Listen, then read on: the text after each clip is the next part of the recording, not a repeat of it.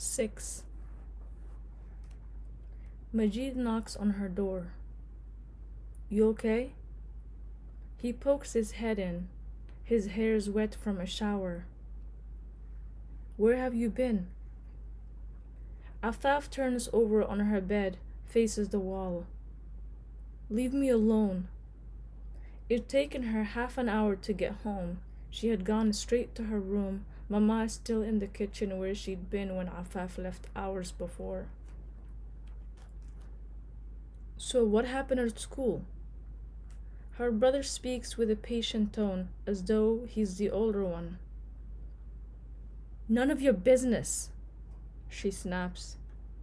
Majid sighs, leans in the doorframe. Why'd you have to act like this, Afaf? She whips around to face him. Should I be perfect like you? I'm not perfect. His voice drops. You don't have to make things worse for Mama. You always take her side. Did it ever occur to you that maybe she's the reason Baba is so miserable?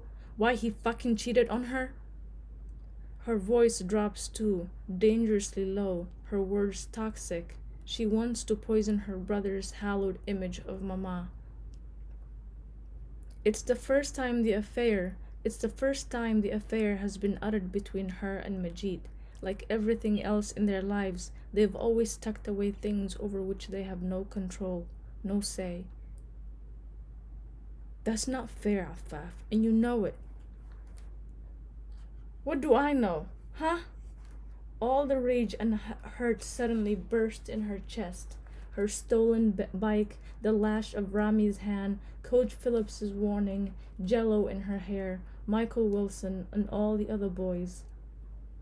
She buries her face in her pillow and sobs until her eyes are raw. Majid stands over her, then goes to the record player and slips hair on from a worn case that's slowly peeling at the edges. He slides next to her on her bed and wraps his arm around her shoulders. He doesn't say a word, doesn't make a sound except for his soft breathing near her ear. She doesn't push him away. Easy to be hard comes through the speakers, and she listens with her brother like they did when they were kids. The telephone rings. The arm of the record player is skipping. Afaf rubs her tear-crusted eyes. What time is it? Her mouth feels like full of cotton. The ringing from the kitchen is interminable. Majid bolts for the telephone, and Afaf can hear him in the kitchen as he answers. Hello? Yes, this is his son. Afaf stumbles out of bed. Who is it? Her voice sounds hoarse to her, unfamiliar. Seconds later, Mama's hand is on Majid's shoulder. Khair. Her eyes are green with terror. He holds up a finger, signaling them to be quiet. Yes, we'll be right there. Thank you, ma'am. He replaces the receiver and rubs the back of his head. Baba had an accident. Baba's crushed body under a load of pallets on the factory floor flashes across Afaf's mind. She feels dizzy. Oh my God. Ya Rab! What's happened to you, Mahmoud? Mama wails. Majid picks up the phone again, dials a number. It's 2 o'clock in the morning. Hello, Ammu Ziyad. It's Majid. No, we're fine. It's Baba. At the hospital, they learn Baba never made it to work at the factory. He slammed his car into a street light a few blocks from the apartment. His right eye is swollen shut, his nose broken, his wrist and 2 of his fingers are broken. His left ankle is sprained. It's a horrible inventory. Mama stands over his unconscious body, smoothing his forehead.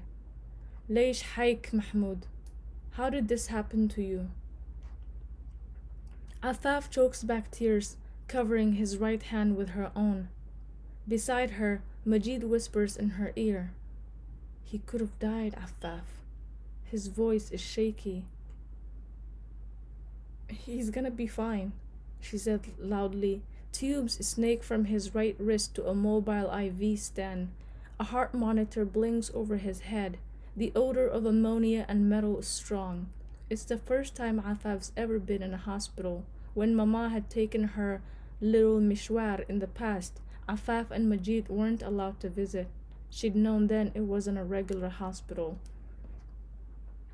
A white nurse enters with a chart and looks them over. She's wearing an ugly brown sweater over her pale green scrubs, pulls a pen from an oversized pocket.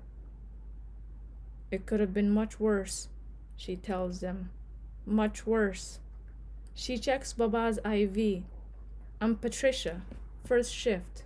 Doctor will be in shortly to talk to you. Let me know if you need anything. She speaks loudly and slowly to them as though they can't understand her. It's a habit Afaf has observed in white people. Baba's eyelids flutter, his lips twitch, but he does not wake. A surgeon in a pale blue scrubs comes to talk to them. His hair parted to the side like a schoolboy's. I'm Dr. Morrison, attending surgeon. He shakes each of their hands. How'd this happen? Mama asks, clutching a fistful of soiled tissue paper. He was intoxicated. He glances at his chart. Mrs. Raymond?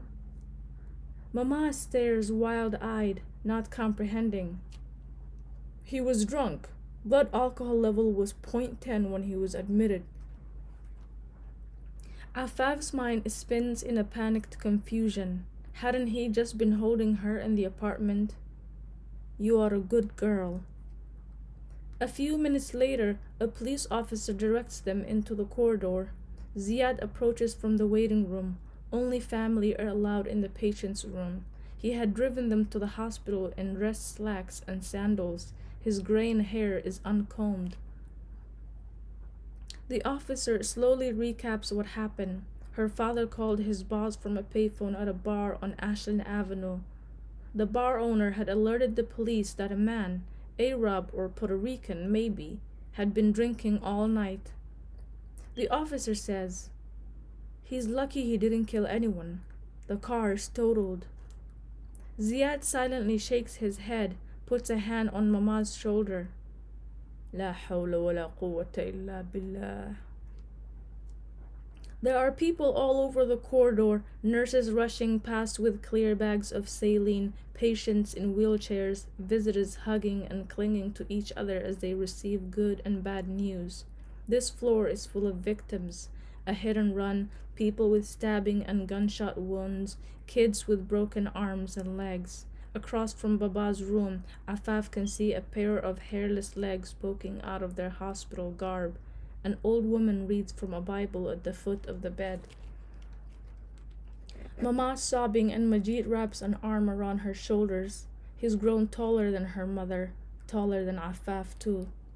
After the police officer's done with them, they leave Mama alone with Baba. Once he's discharged, he'll be taken into custody for driving under the influence. Ziad gives them change for the vending machines, returns to the waiting room. Afaf and Majid head to the hospital cafeteria. I can't believe this is happening, Majid says, drinking his Dr. Pepper. Afaf waits for her hot chocolate to finish spewing into a cup. The nurse said it could have been worse, Madge. He's going to jail, Afaf. His voice is shrill and Afaf sees the little boy who'd always clung to her sleeve when they were kids. She doesn't say anything more. A DUI. Scenes from her driver's class ed swarm her mind. Terrible reenactments of drivers fumbling with their keys while her classmates snickered. The faces and names of victims scrolling at the end of a segment and a message from Mothers Against Drunk Driving. She can't recall Illinois' penalty for a first offense. She taps her fingers on the rim of her cup, hoping Majid doesn't notice she's trembling. The two of them linger in the cafeteria, watching orderlies and nurses on their breaks and having toast and cereal. There's a family of 5 adults huddled around their styrofoam cups, shoulders hunched, eyes wet with tears. sniffling between sips of coffee. Her chest inflates with something she can't name.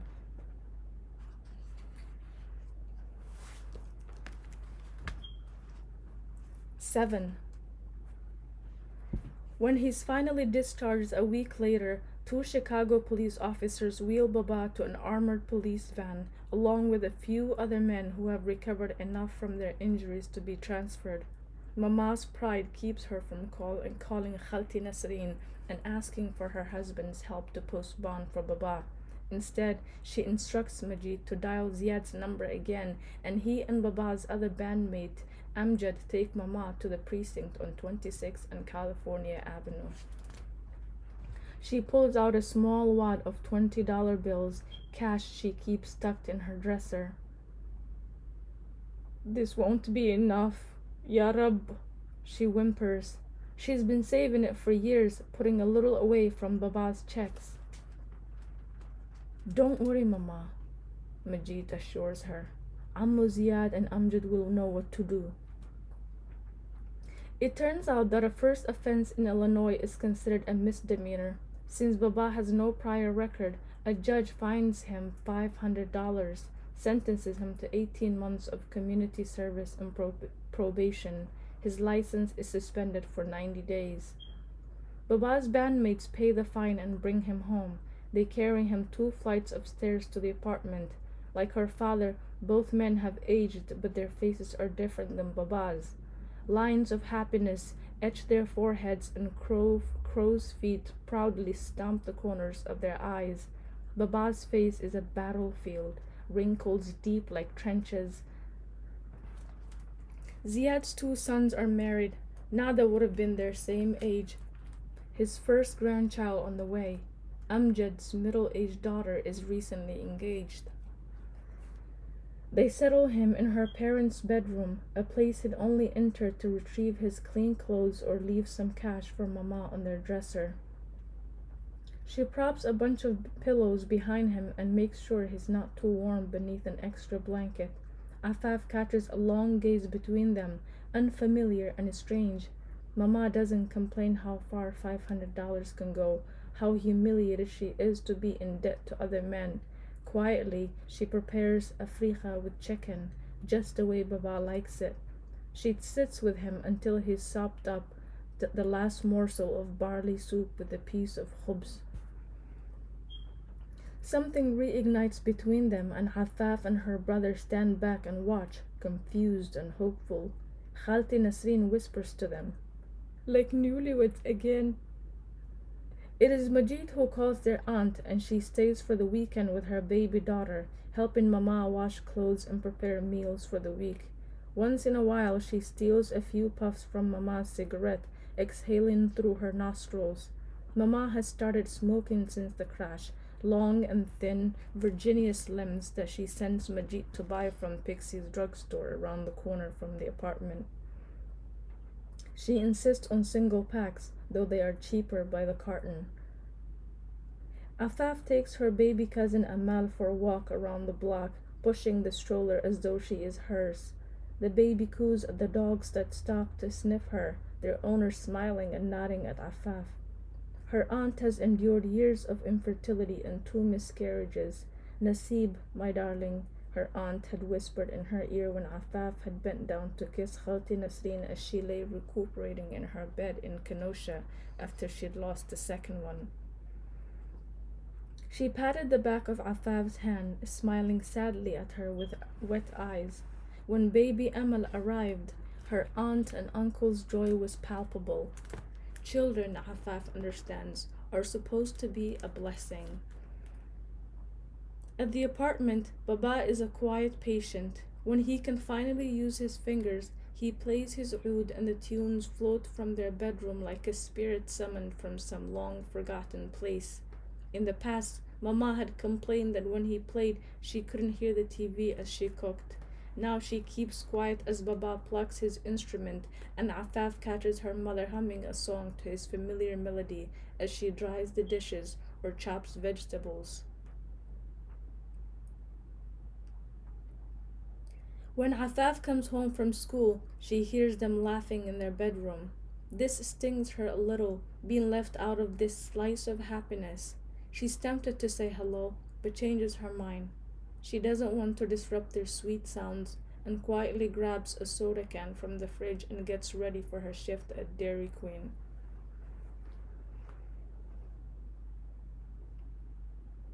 Baba's doctor clears him from mandated community service. His arm is still in a sling when he takes the bus to 26 and California Avenue to join a cohort of other men on probation.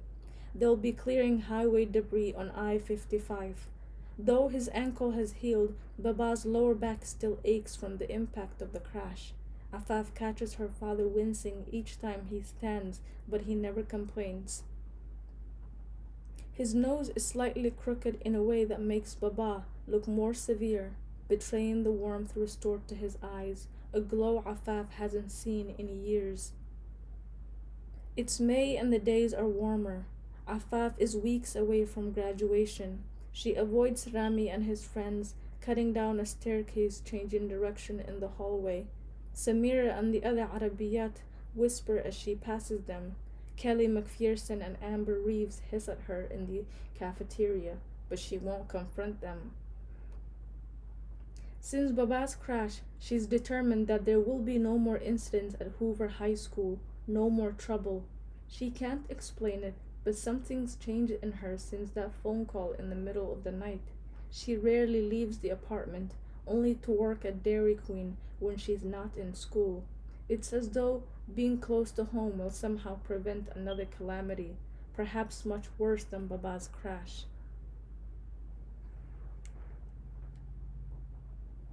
Even Mama has softened a bit. It's like new skin once you've peeled away the scab. She'll touch Afaf's shoulder as she rounds the kitchen table, clearing it of platters once full of her delicious meals. Her smile comes more easily, like a breeze rustling through an open door. It's a smile Afaf has seen in pictures in the old shoebox, rarely in person. Tonight, Mama's ma'loof steams from a silver platter. She stands at the sink, scrubbing down a large pot. All the pots and pans have to be scoured before she sits down to eat with them. They've been eating together more frequently, engaging in strangely polite yet guarded conversation. A priest came to see me, Baba says, holding up his fork. Afaf scoops half a dozen of the rolled cabbage leaves onto her father's plate. What priest, Baba? She asks. Majid looks at Baba, his hazel eyes curious, alert. At the hospital, they send priests, to pray with people who are very sick or dying. Baba clears his throat as if those last words scratch his membrane. Mama turns off the faucet and faces them. What are you talking about, Mahmoud? He said to me, Baba switches to English. I know you're not Christian, my son, but you believe in God, yes? Your God save you, my son. He give you second chance to live right. Afaf steals a glance at Majid and he raises his eyebrows at her. She shrugs her shoulders. Baba has never spoken about God or religion. He and Mama don't pray, never fast for Ramadan as she knows Khati Nasreen and Ammu Yahya do. She knows it is Eid only by the long distant phone calls Mama makes to her parents in the Bilad.